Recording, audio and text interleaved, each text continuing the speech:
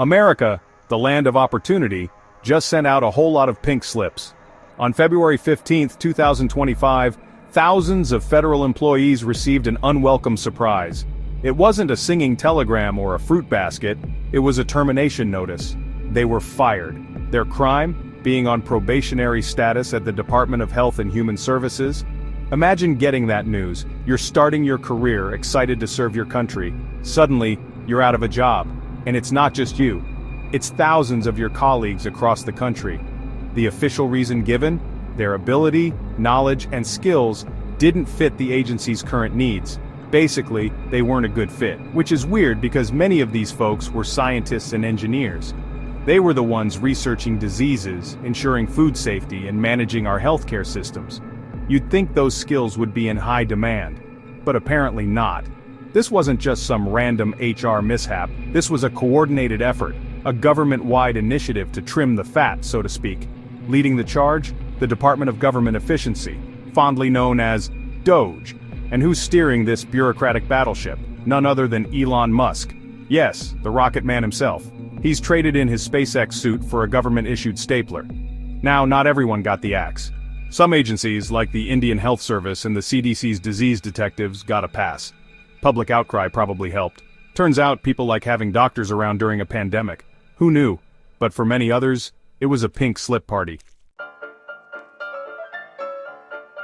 The White House says these firings are about streamlining bureaucracy, making government more efficient.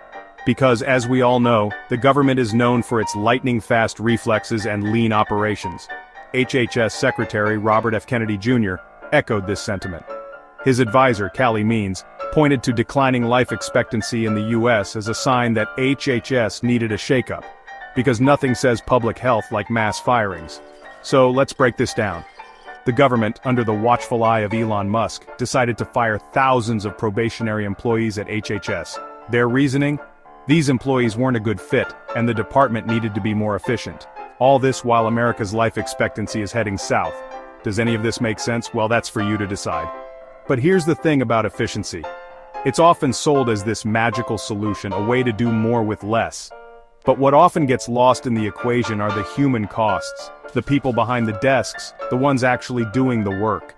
When you start firing people in the name of efficiency, you're not just eliminating numbers on a spreadsheet, you're eliminating livelihoods, careers, and dreams. The impact of these firings is far-reaching. We're talking scientists, engineers, attorneys, even contractors. People who dedicated their lives to public service, many of whom took pay cuts to work for the government. They were drawn to the idea of making a difference, of contributing to something larger than themselves.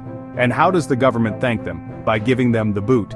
Take the FDA, for example. They fired scientists, engineers, and an attorney. These weren't just paper pushers. These were the folks ensuring our food was safe to eat, our medicines were effective, and our medical devices wouldn't kill us. But hey, efficiency, right? And it's not just the probationary employees who are suffering. Contractors, who often have even fewer protections, are also being let go. Projects are being stalled, teams are being decimated, the whole system is being thrown into disarray.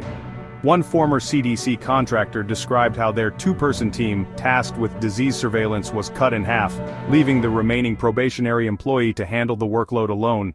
Talk about a recipe for disaster. The mass firings at HHS raise serious questions about the direction of our government and the value it places on public health. Is this the new normal? Hire a bunch of people, fire them a year later in the name of efficiency, and repeat? And what does this mean for the future of government service? Will talented individuals even want to work for a government that treats its employees like disposable tissues? The government may claim these firings are about making America healthier, but it's hard to see how firing the very people tasked with protecting our health is going to achieve that goal. Maybe it's time for our leaders to rethink their definition of efficiency, because right now, it looks an awful lot like cutting corners at the expense of the American people.